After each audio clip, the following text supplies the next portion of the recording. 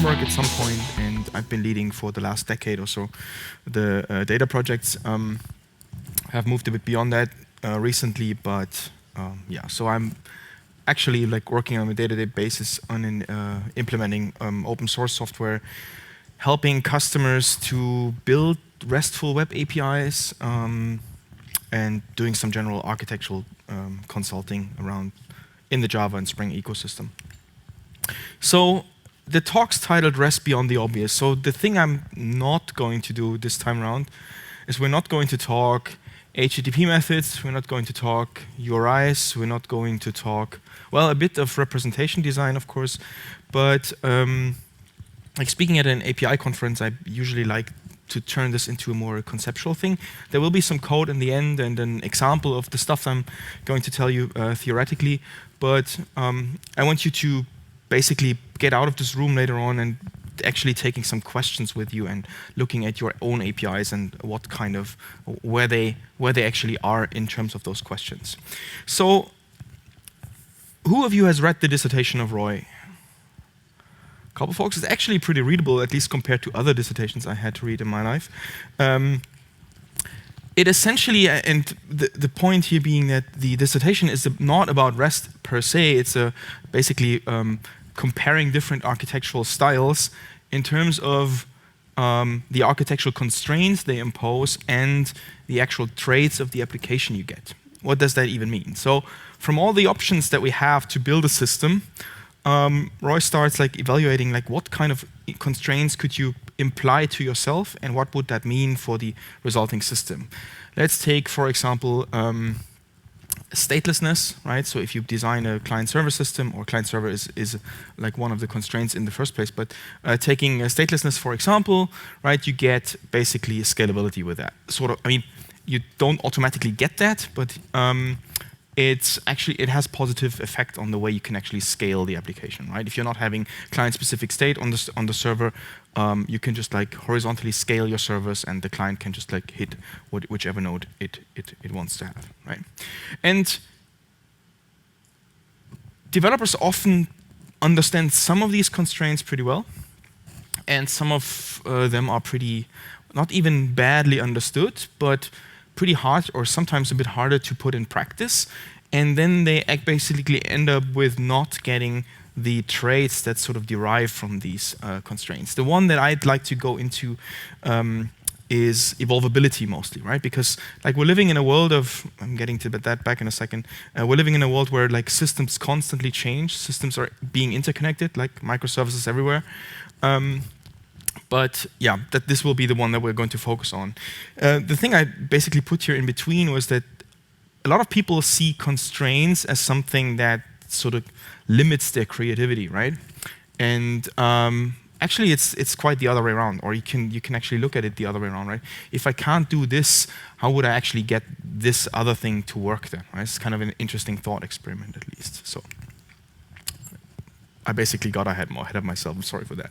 So evolvability, the core being the core thing I want to focus on, which means that in a context where we start with, let's say, a client-server system or a server system that has multiple clients, and basically considering the fact that we will, by definition, at some point have to change something about the server-side logic, right? Because business comes around, there's new law regulations, what have you, right? And how can we get the overall thing to basically evolve easily and like with the least amount of work, and by that meaning fast and quick to market, what have you. All these kinds of things. So I'm going to go through 3 things actually. One of them being context, or a bit of history, actually, which I think we can learn a lot from, or basically can understand why APIs that are built today actually look the way they look. It's kind of interesting. Abstraction coupling. Let's start right away. We don't have much time with the context thing.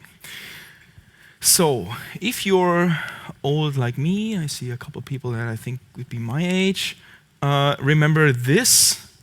Who remembers JSPs and servlets and whatnot? Like the good old days, right? We were creating some kind of markup through some kind of server-side processing capabilities. PHP didn't even, or doesn't even work any different or and not much different at least. So we had this beautiful server-side application that was creating some kind of markup dynamically based on business logic, based on data accessible in the database, and it actually served that markup to the browser, which does what it does best, displaying markup, right? So that was pretty easy, and it was also pretty neat because we could just like change something on the server side and it would immediately reflect in the client application, right? These days you often like talk about a front-end application and a back-end application, but with this there's just an application, right? And the browser being the client that just like renders things and stupidly displays, stupidly in the most positive sense, stupidly displays links for the clients, for you, for every one of you to follow, right? Amazon.com, there's a form field, I put in some book title, I'm being led to the book details page, I can put it into my cart, yada, yada, yada. So you could build an Amazon with just like this way, right? You could, I'm not saying you should. So, like in the age of slow internet, and I'm kind of thinking that in Germany we sort of will stay that way for a couple of years at least, people got frustrated by like page reloads, right? So if you like click that link and you basically send a request to the server, you get back the entire page that felt like horribly slow, edge connections, ugh, right? So the web developers came along and said, okay, what can we do about this? Like try to avoid these page reloads. So instead of like serving that entire block of HTML, we went ahead and put a bit of JavaScript into your browser, which then goes ahead and could, let's say, perform some client-side validation to actually avoid a full page reload, right? Is this thing a credit card number, right? You have a text field, is this thing a credit card number? You can just like ship some JavaScript that does that. However, that doesn't necessarily mean you can actually get rid of the same validation on the server side. I mean, you actually never can get rid of the validation on the server side unless you're writing something like PHP-MyAdmin or something where you just basically give your clients the ability to directly interact with the database and then at least set a schema for your database that allows or prevents certain requests to be made, right?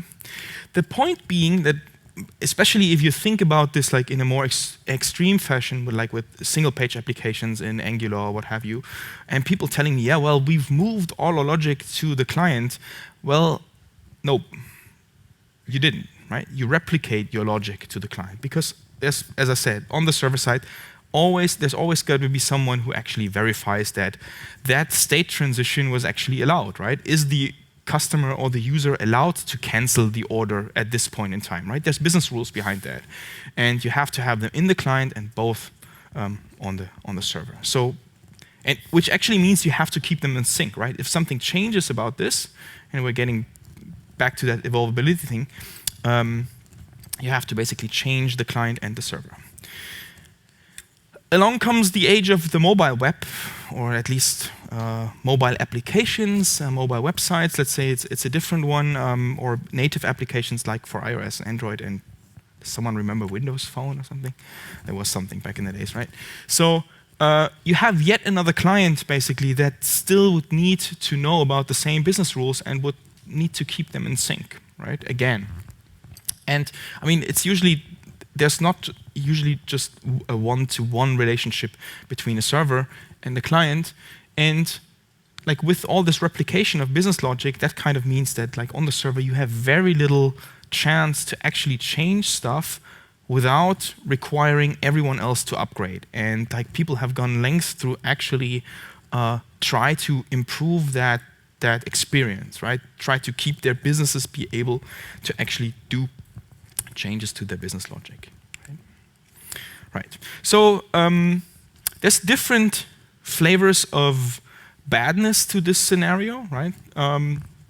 First of all, if you're actually in charge of the client, if you're actually developing it yourself, so if there's one team developing the server and the client, you might argue, well, it's kind of okayish because like with a browser application, if you just press F5 and you've changed the JavaScript, you've changed your Angular application, you refresh the browser, you already have the latest version deployed, right? So you can it's pretty easy to get a change to business logic in production in other words, in front of your clients. However, oftentimes teams are not actually like, although everyone talks about the full stack developer or something, there's usually teams that like one is doing the back end in some language, Node, Java, what have you, and there's some front end team developing the front end application. So even while you're maybe like in the same company, you might not be in charge of the releases of the actual, the release cycles of the actual application. So then you have to go talk and, okay, do we do versions about like changed business logic or what have you. Even worse, even if you can sort of coordinate about the client releases or the other team's releases, you're not necessarily, or you're not even in charge of the deployment of the new release, right? Even if the other team agrees with you and said, okay, we basically, you have the change on the server side, we ship a new update of the client pretty quickly, like who tells you that like users actually update their phone applications, for example, pretty quickly, right? And then there's all this kind of, okay, we phase out an API version and tell users to upgrade to the new version, otherwise the app will stop working.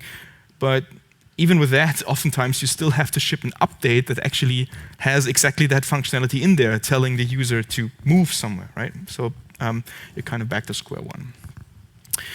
And the interesting bit here, I think, is that like quite a lot of technology that you see these days that's like in the API development, API design space, tools, technologies, approaches, they are very often tailored towards like developer convenience, right? Because this is where everyone starts with what's the easiest way to get something up and running quickly. However, especially if it's like server-side technology in that space, it's kind of easy to forget that what might make the work easy for you might just be make the work harder for all your client developers, right? So optimizing for your own development experience can just like mean, okay, it's kind of like hard to get this thing forward in the like overall, basically, as the slide suggests. So have a look at, okay, what does the technology I use on the server side actually mean, or what does a change in my business logic actually mean for the client developers? And if there is if there is a way that you can improve, or if you can reduce the effort necessary for the clients, I mean, with that one-to-N relationship between server and client, that usually pays off pretty quickly, right? So even a very minor benefit in that, or reduction of effort in the client-side development, can actually make a huge difference just due to the multiplicity of clients for a single server. All right, so abstraction levels. Let's talk abstraction levels. I borrowed the slide from a guy called Stefan Tilkoff. You probably might know him. He's pretty well known in the REST space, and Roca fan, like, or has pretty well-grounded, strong opinions on the way you should develop web applications. But there is this talk called Microservices, Patterns, and Anti-Patterns, and I found the slide fitting pretty well here, because it's sort of reflecting on what I actually want, where I want to go with this. There's different abstraction levels on which you can actually base your APIs. So a lot of people, or if you look at APIs that are available out there, they are often like actually situated on that level of abstraction. So you have some business terms, you have customers, you have orders, you have what have you. And you have this standard pattern of you have all the customers, you can get an individual customer, you can get all the orders that a customer might have placed before or what have you. So you're basically accessing a database via HTTP, right? So you've taken the table, turned that by 90 degrees, and then called this thing JSON, and then basically run this. So forgive my Java reference here, it's JDBC. So that's the Java database connectivity thing, if you're not in the Java world. And the reason people actually try to do that, and then what's going alongside with it, is usually that create, read, update, delete pattern. And the reason that people usually do that is that, one is that it's very easy to understand, right? I can create a customer, I can update the customer, I can get one, and I can delete the customer. It's pretty straightforward, and it's actually, or we as human beings have like a tendency to strive for something that's sort of repeatable, right? And it feels like a very generic and repeatable pattern. So there's definitely good intention. However, there's a downside to this, because If you develop an application, who of you has developed an application before? Server-side application, anything? So anything that's accessing a database.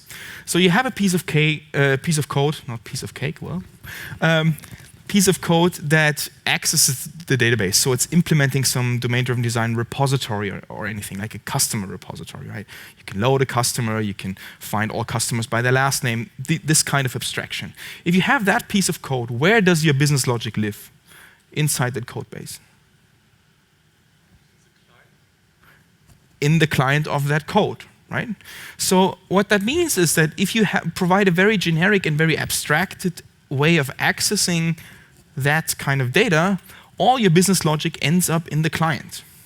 Which, like, if you remember what I've just described in this kind of, you have to basically replicate the client logic amongst the clients, is kind of a bad situation to be in, because right then, like literally every piece of business logic will have to be replicated. Right? You cannot actually contain that anymore. Right? If you elevate that that database access level up to your APIs, I mean, what kind of business functionality does an API like that actually have? Right? Multiple other services can read that data now. Well, yeah, they can just connect to the database. So that's kind of like there's not much business value on top of that. All right. So the next thing you could do and put a bit more meat into your API is kind of thinking about the domain logic and try to think in aggregates. So if you're interested in that, there's a couple of other talks of mine about the connection between DDD and RESTful APIs. This is basically, if you want to go into details with that, look those up. What that means is that instead of just like blindly, or let me start the other way around. If you have an order, and the order having line items, the line items referring to products, and the products being associated with suppliers, and the suppliers has locations, where do you end up like including stuff in your representations, right? That level down here will actually just have no opinion on that. So it's kind of like, well, maybe it's just the order, right? So it's order and line items, and we stop here. DDD talks a lot in its implementation aspects about aggregates and thinking about aggregates and consistency boundaries, and this is where what you at least have to have, I think, or in my opinion, to actually build a proper API. So is the line item part of the order aggregate? Yes, it usually is. Is the product part of the order aggregate? No, it's usually not, because it has a separate life cycle, yada, yada, yada. So thinking in these DDD terms is definitely something that will like improve the way you think about your APIs, and oftentimes just the way you model your APIs. If you are like working in the Spring/Java space, there is a project called Spring Data REST that sort of tries to derive that information like from the domain model you actually create in your Spring Boot application or what have you.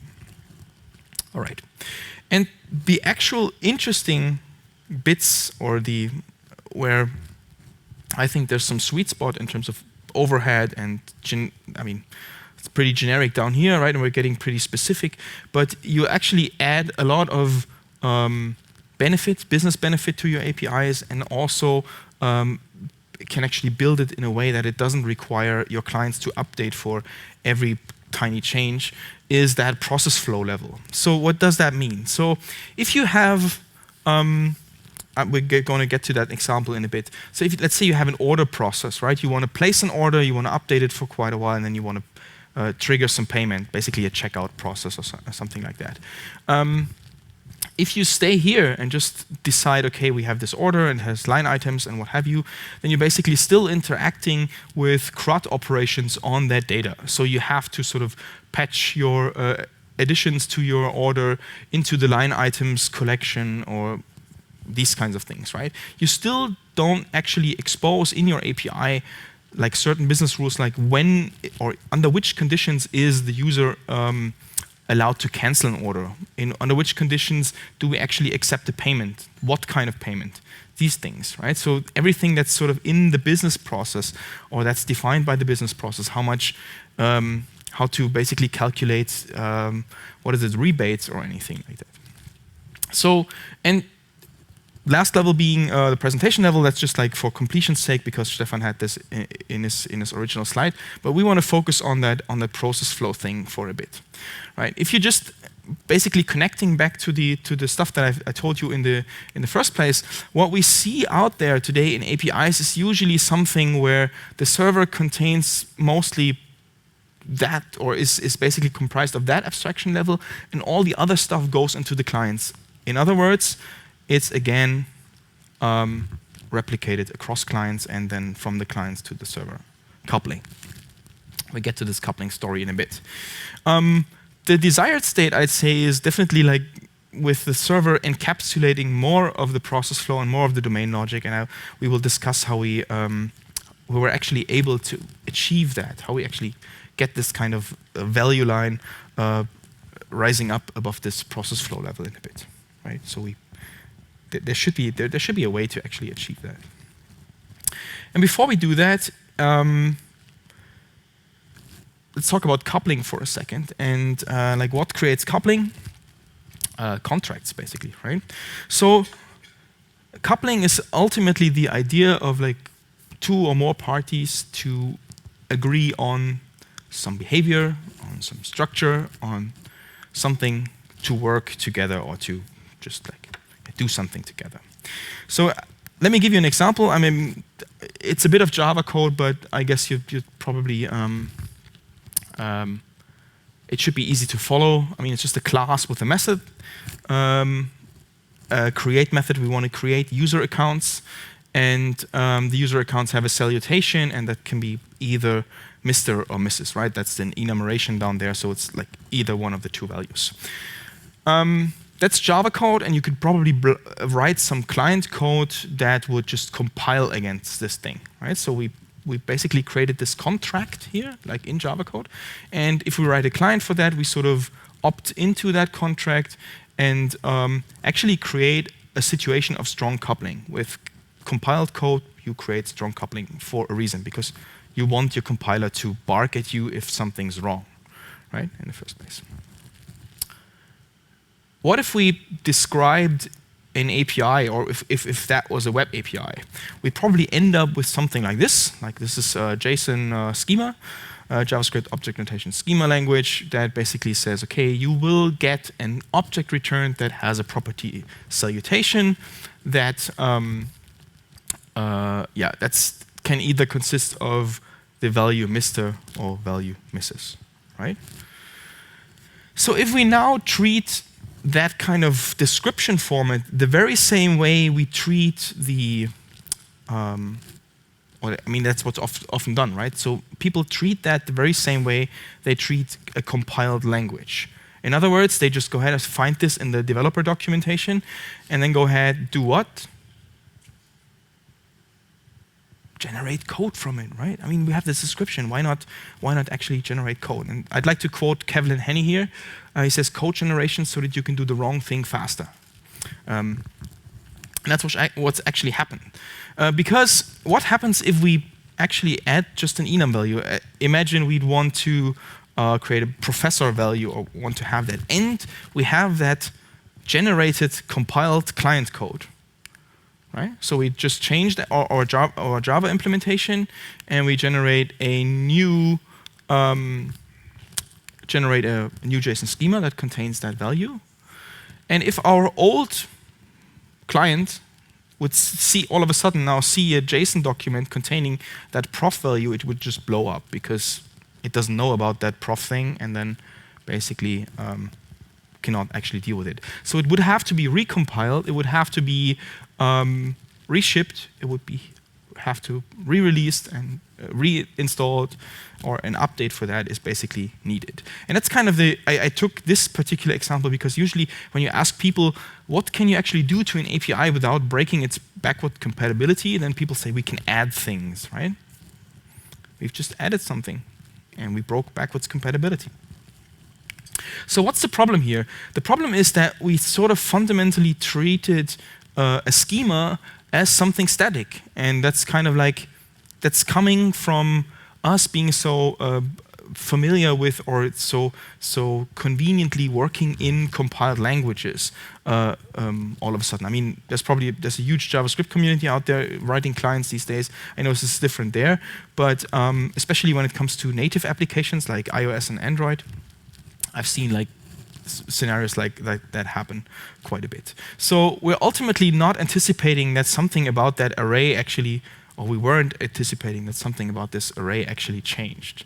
So the fundamental thing I'm kind of wondering about here is that we're sort of trying, or I've seen a lot of different technologies coming around that like throw your annotations on your Java code and then get some API description generated and whatnot, but it's fundamentally trying to do the same things to web APIs that we try in our compiled languages APIs, and that doesn't really seem to work.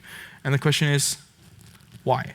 Right? So I mean, first thing is, we sort of strangely enough expect to end up with something different, right? We want to create loosely coupled APIs, but we're doing the same things that we do with strongly coupled APIs. I mean, there's nothing wrong with strong coupling in the compiled languages space, right? So we use libraries all the time, what have you.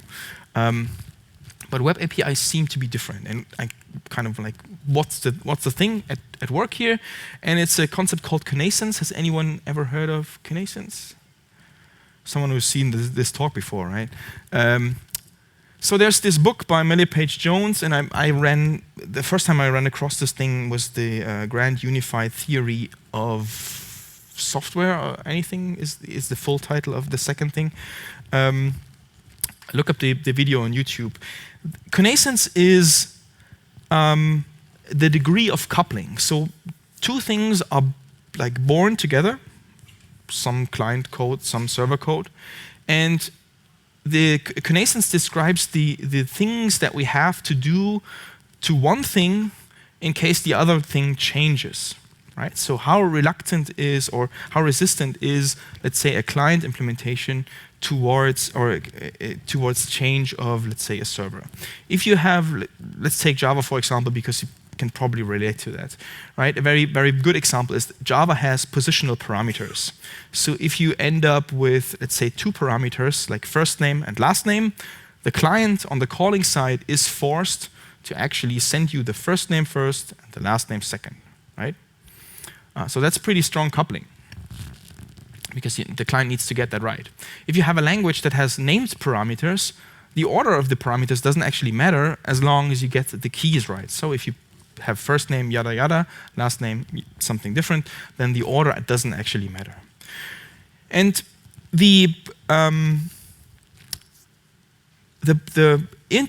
important part here inside that the description of Kinesins is that stronger forms of Kinesins are perfectly acceptable, if not even desirable, if the elements in play are what they describe as closely related. In other words, if you have code that's part of the same compilation unit, it's perfectly fine to do that, right? Java code that works with some library, what have you. It already gets a bit more tricky if you're actually using a library, right? So if it's not, the two parts are not part of the same compilation execution.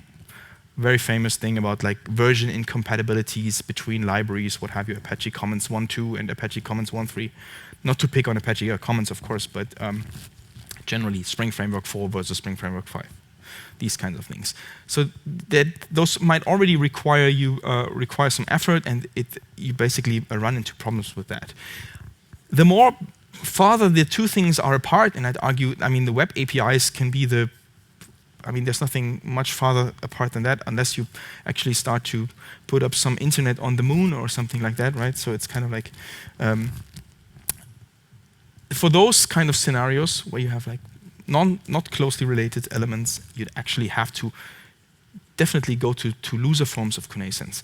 And that basically means that we're kind of moving down the spectrum, and that means that we need to ultimately find different ways of the two parties interacting with each other, right? The kind of the approach of how do we do that with, let's say, Java code, put some annotations on it, generate stubs, what have you, doesn't really work. I mean, it works, but we end up with the same thing, with the same kind of close strong coupling. All right. Versioning. Yay. Did you read that slide? Can we go on with that? Yeah, so the versioning thing is basically coming from the same origins, right? So we're used to version Java libraries.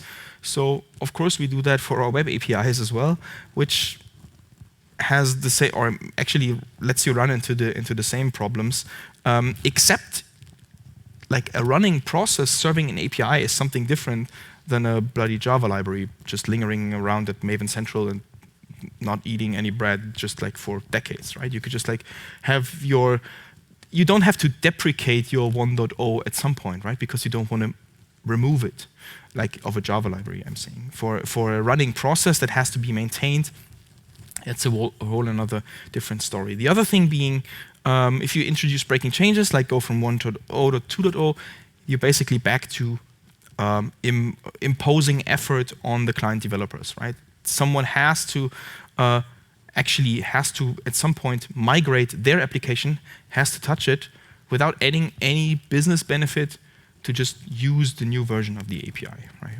There is this article by Jacques Dubray. Unfortunately, the original article has just been like, he took down the website, which is sort of, there's some irony, right? That there's a breaking change in the article about how to avoid breaking changes. But there's a summary of the article in on InfoQ. He's basically been leading a study about like different kind of versioning approaches in which the green bar basically is the new version is fully backwards compatible and measuring, sort of scientifically trying to measure the actual effort across the overall system. Because oftentimes people usually just look at, okay, what's the effort to actually provide that API, but all the efforts to change all the different clients and moving stuff around is neglected in there. There's like 2 other different ideas, but feel free to look this up. So the point I'm trying to get here is that oftentimes people just come up to me and ask me, okay, what kind of version strategy do you prefer? Versioning by header or by some part in the URI? And I'm kind of like, well, before you even think about versioning, why don't you like try to build your API in a way that doesn't require you to version? I mean, it might require you to version at some point, but the more legroom you get, like with backwards compatible changes, then you might really get quite far with that, right? And then the actual versioning is basically a second degree topic. All right, so let's move on to Hypermedia and the, well, not most misunderstood, but at least tackled or least tackled aspect of REST in the first place. Although Roy very explicitly, he wrote this kind of like angry sounding blog post that like REST is not REST without Hypermedia. And what basically spun off of this is like the endless debates about whether something is RESTful or not, which are pretty pointless because being RESTful in the first place doesn't give you anything, right? If you're the proper discussion to lead is whether like the traits of your application you get when using Hypermedia are the ones that you're interested in. And I'd argue in most cases, like with web APIs, with client-server APIs, you will be, but that's just a kind of like feeling, right? Anyway, so what is Hypermedia in the first place? So there's like 2 flavors to it. The fundamental one and the pretty easy one is that you're not only serving the actual data of the resource that you that a client requested, right? So for a customer, you're not only returning the first name, the last name, customer number, what have you, the customer details, but you also include related information, just like a website does, right? So an order might have a link to a customer in it. So it's just related information. It might even already include a preview of the information of the customer, but you get a hint at okay, the customer resource is actually living over there, and dear client, if you're interested into details, then just follow that link, right? And that already makes it a pretty powerful instrument for application integration, because if you're getting your client that far already, then the customer resource doesn't actually have to be served by the same system. It could, I mean, it could be, theoretically, it could be just like a perfectly built monolith. Have you seen one? Ever? Well, okay. Or it could be just like a gazillion of microservices, Netflix style, if you want to. But to the client, it actually doesn't matter, right? It just interacts with, it follows the links. It just doesn't concatenate any kind of URIs or what have you. It just follows those links. So that's pretty helpful in the first place, but it really gets interesting if you move on to this kind of HTOS, whatever it's pronounced, actually Hypermedia as the engine of application state. And what does that actually mean? Well, it means that we're actually serving links based on the resource's state, right? So let's get to an example, because I don't have to explain that without you actually being able to follow. There is a book called Rest in Practice by Jim Webber, Ian Robinson, and Savas Parastadidis. It's been around for a while, I think almost a decade as well, called Rest in Practice by O'Reilly. And at the centerpiece of the book, there is a sample application called Resbugs. I guess you know where this is heading. So we're basically modeling an API to order some drinks in sort of the process that some famous American coffee company has established, right? And that's sort of what's at the center of this, again, is some kind of state machine of the order itself. And that's sort of in line with what REST already is, right? It says representational state transfer, so we're kind of transitioning from one state to the other. And we can basically we can place an order, so then it's in a certain state. Then it can be cancelled or it can be paid for. That's state transition 4, and then it basically enters some background process, right? So the point in time when you just like paid and you walk over to the other counter to wait for your coffee, then the server is actually preparing that drink for you, right? And then you finally take it. You can complain if it doesn't actually fit what you've ordered and what have you. And so the fundamental ideas are like, what would you, if you forget about this Hypermedia thing for a second, if you just like naively have to describe that API, you end up with something like this, right? So completely ignoring Hypermedia, you usually find some documentation, usually pretty colorful and usually pretty clickable, that has like a gazillion of these URIs documented. Like how to create a post surprisingly creates an order, get surprisingly gets an order, right? So it's all this kind of like pretty obvious stuff sort of being documented. But like what's missing from this?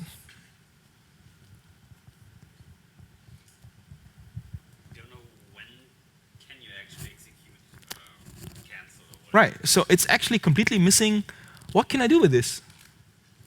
How can I actually completely, from start to the end, actually implement or process an order?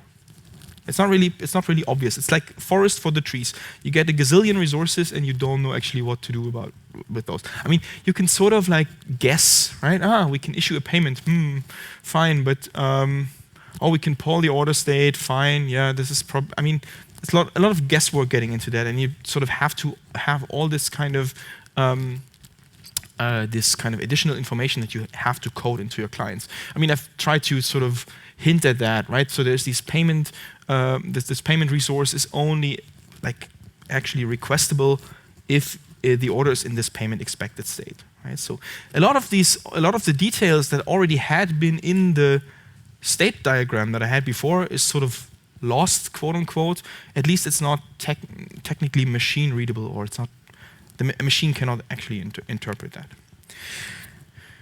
So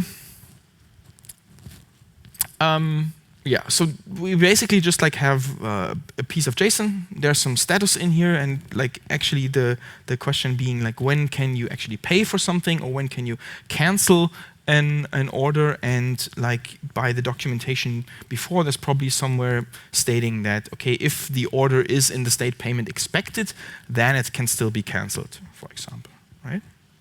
And we do that. So boils down to this particular question, that the client is not really aware of these things. It's not aware of the business rules that sort of govern the allowed state transitions. So the thing that clients like that are built like these are usually do is they inspect the payload. And by that, they actually do what I've sort of hinted at before. They actually replicate the business logic, because the client now has to know that if the order is in that particular status, that then it is allowed to cancel the order, right? And that all works well until business comes along and says, well, German folks should actually just see that in German, right? And then that's the usual reaction, because we now have to ship a client update that knows about the different languages and then has to sort of peek into the status field and find all the other different strings that we might expect here. So what could we do instead is we could present or make use of that Hypermedia as the engine of application state paradigm, and put links, conditionally put links into the representation so that the client doesn't have to do all the guesswork. It doesn't have to sort of basically connect semantics to the string payment expected, because this is where the coupling actually comes from. It's not coming from having to know that the client has a status field. Coupling comes from knowing that payment expected means I can sort of do things X and Y and what have you. So, and what we fundamentally change, and that basically gets back to the JSON schema document that I've shown you before, right? Back on those slides, we actually documented quite a lot of stuff that the client then used because it knew all these things, all these details about the server.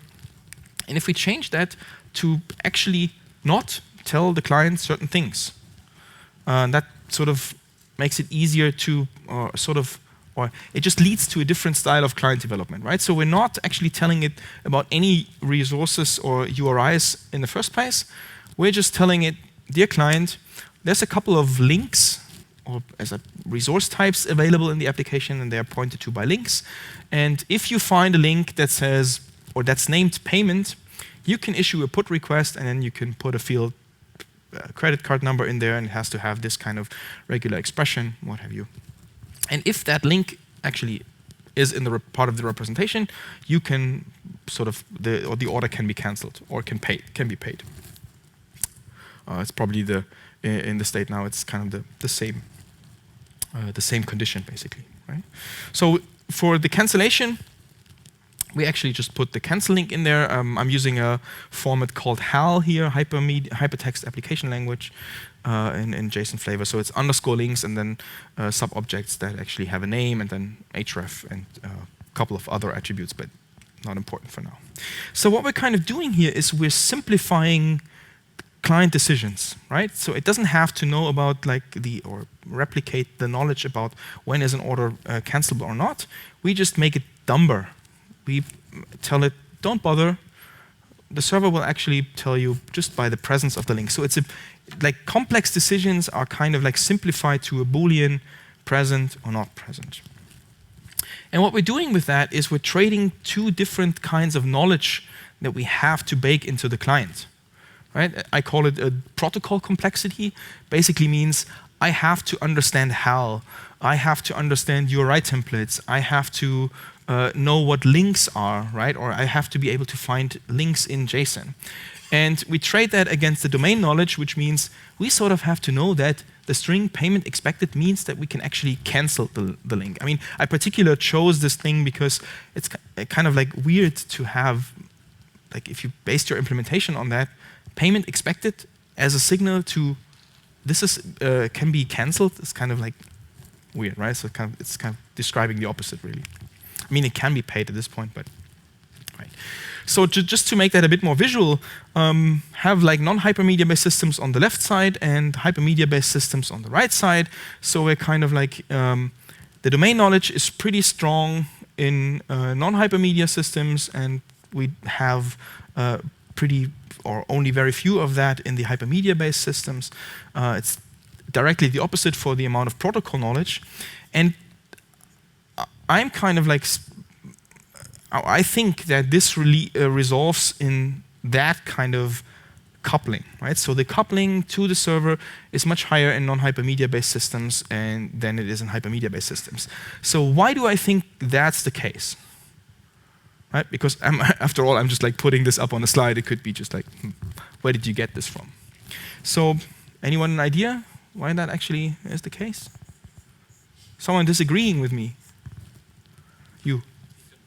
For example, change the business logic behind when an order is cancellable or not. All right. Without having to change the time. Okay. I mean, that's sort of you're getting much more freedom in changing the business logic. If you just think about the life cycle of changes in URI template, when was the last time the structure of a URI changed?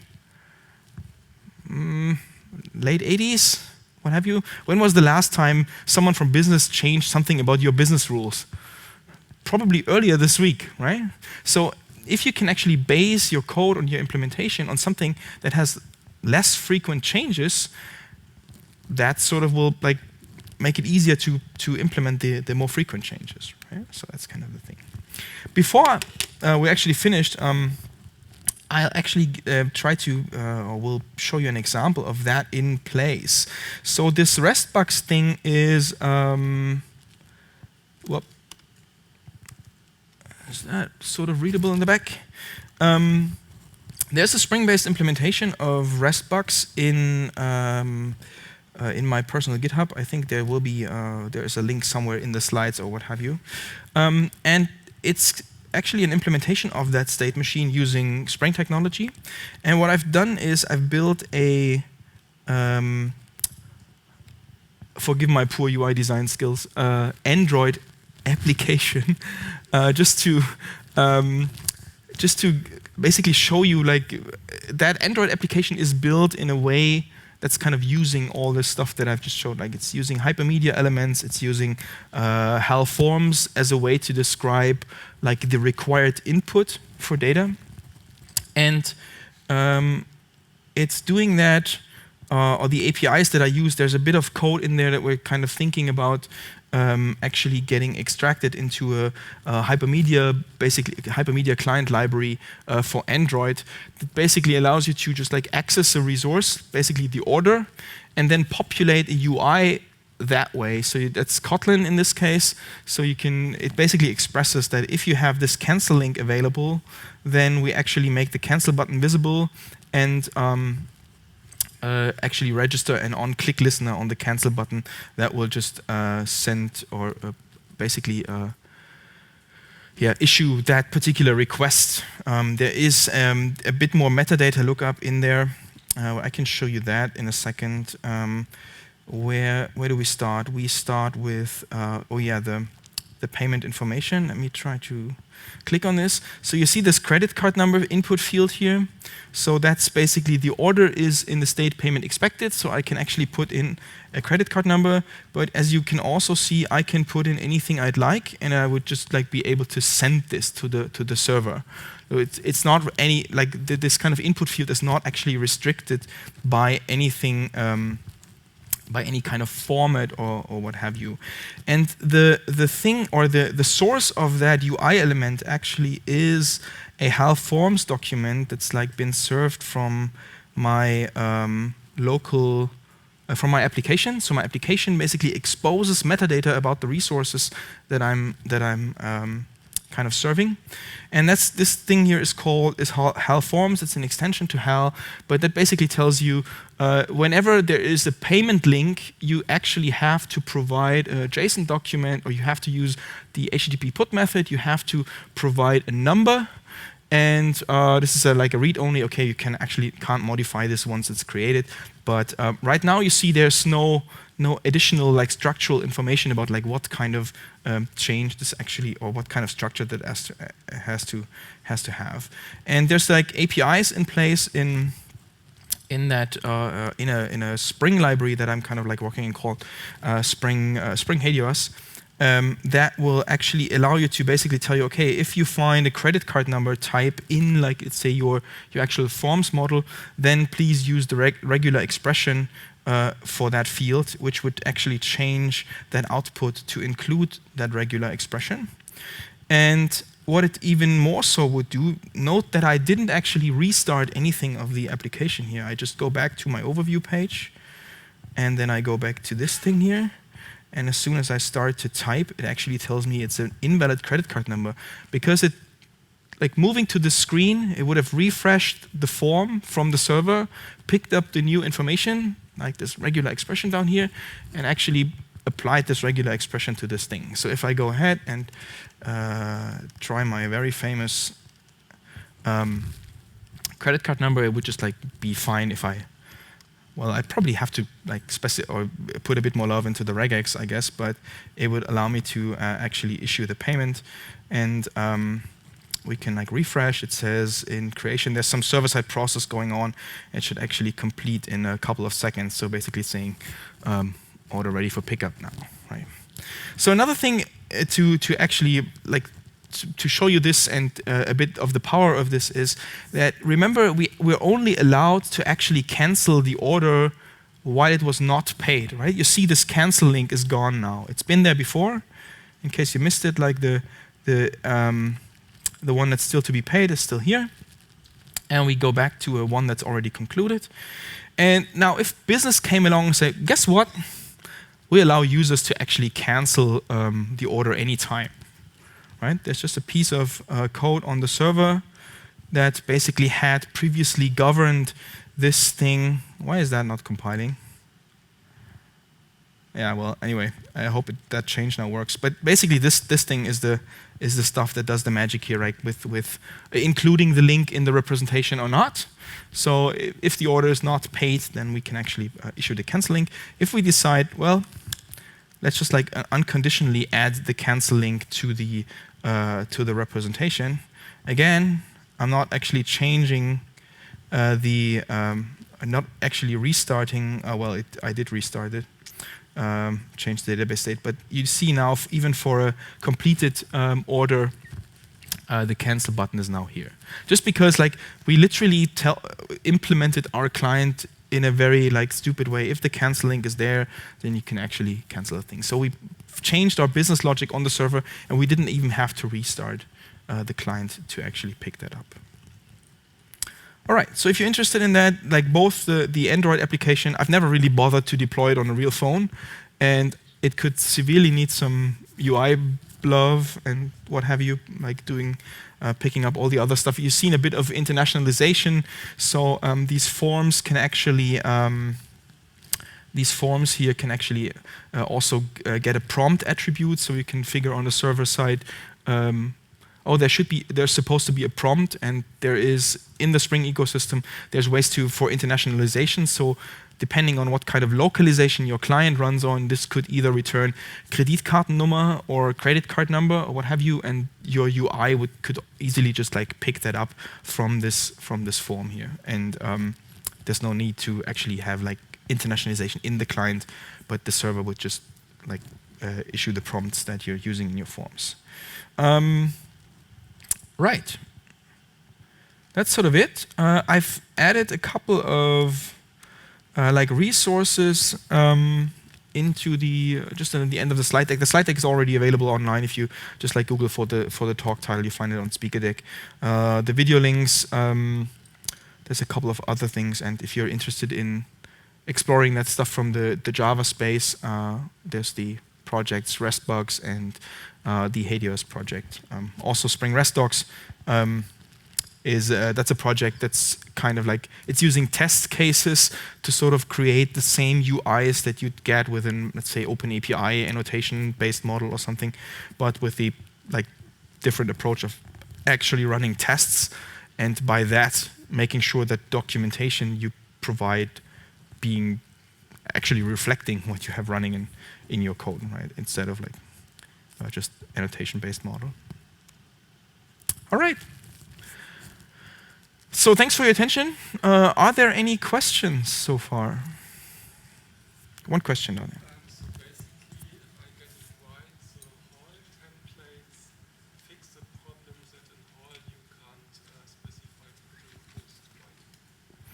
So the question was how forms seem to sort of compensate for the fact that in HAL itself, there's no way for you to describe the payloads, right? So HAL, let me just get back to where was the HAL thing here? So HAL basically ends here. It has a links property in which you just like put your named links, and there's an additional underscore embedded property, but there's still meat to it, but that doesn't really play into the story of like how does the client actually know what to do with this, right? There's no HTTP method specified, there's no payload specified, and that's both a blessing and a curse of HAL, because on the positive side, it's just so very simple, right? Just throw away this stuff and you sort of understand all the other stuff, so it's very, very non-invasive to your JSON payloads. On the other hand, it sort of expects you to find different means of describing what cancel actually means and what that means to the client. And the reason for that decision, or at least as I understood Mike Kelly, the author of HAL, is that, while you could put a lot of more information in here, that would just mean that you'd constantly basically transmit all the very same information that rarely changes, right? So it's not very often that like the HTTP method to issue a cancel request actually changes.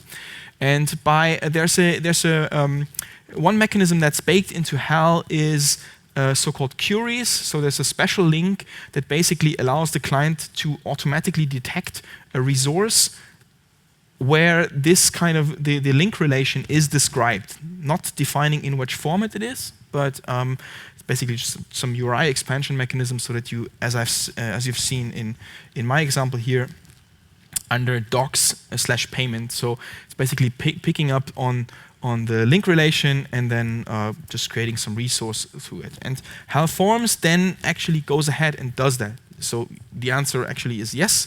So it takes the responsibility of describing what a resource actually expects as input properties. That you can also describe what you get as output properties, depending on. You can have different templates there. Like if it's one, then it's got to be named default. But you can have different templates there for a GET request, for a PUT request, and what have you. And again, it's by definition, it's kind of limited. It doesn't actually allow you to do like complex descriptions of things, but again, this is coming from that, okay, we have to relax a bit and not try to specify everything in the world in this kind of format, because we want the clients to have freedom to actually, or we want the servers to have freedom to evolve and not actually break just because of a tiny change. There are other formats that take a different approach, like Siren, JSON LD, JSON API, that have much more metadata inside the very document that you request in the first place, which is just a different trade-off. So I'm not actually siding on any of the two. In this case, the reason for this being a nice thing is you have a separate request to actually obtain the form, but this can be cached like crazy, right? So you can just like cache it virtually forever. So the life cycle of the metadata and the life cycle of the entity are separated and can basically be different. Whereas with formats like Siren and JSON LD and whatnot, you just save that additional request, but at the same time like transmit a bit more data. That's very unlikely to change over the course of days or what have you. So it's a bit of a trade-off game here, as it usually is. All right. Second question, final one, I guess. So do you see other application of Hypermedia outside of REST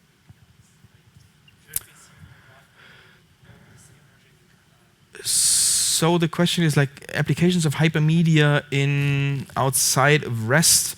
Well, it's applied to HTTP APIs here in most cases. So REST as style you can of course have that in different kinds of, let's say, even in messaging-based systems, right? You can have like related informations, because at its heart, it's just like resource identifiers and representation formats. So it's abstract enough so that you can actually go ahead and try to put this on, let's say, Kafka message broker. You could have JSON documents in there that use other forms of URIs, what have you. One thing that, of course, like has to, I mean, GraphQL is a bit of a strange beast here because it's sort of like sitting in this HTTP space in the first place. It doesn't actually have to use it in the first place, but it's kind of sitting there, but then saying, okay, you don't use GET request, use POST for everything. Oh, here's a single URI. It's not that the resources are uniquely addressable, so it's kind of like quote unquote violating some of the REST principles for the sake of developer convenience, which I think, okay, is an admirable goal, but at the same time, like, you're sort of breaking server-side caching with it, and there's different things in here. Excuse me? Like mutation with GraphQL, you can say, for example, what is the next mutation? Right. It's just that, okay, it's kind of like reinventing sort of a couple of things here and there, but all focused, everything focused around the developer experience and developer convenience. And I'm not quite sure this is kind of what you should eventually optimize for, because, as I said, right, if you just like use the locally most productive platform, then that might just be fine for you. But then you have like 30 developers, client developers running around in circles, having to keep up with all the stuff you sort of have to want to change or whatnot. All right, happy to take further questions offline. Thank you for your interest, your attention. I'll be around for an hour. I'm not going to be around tomorrow, so if you have something, be quick. I'm the short guy with the cap. See you around. Thank you.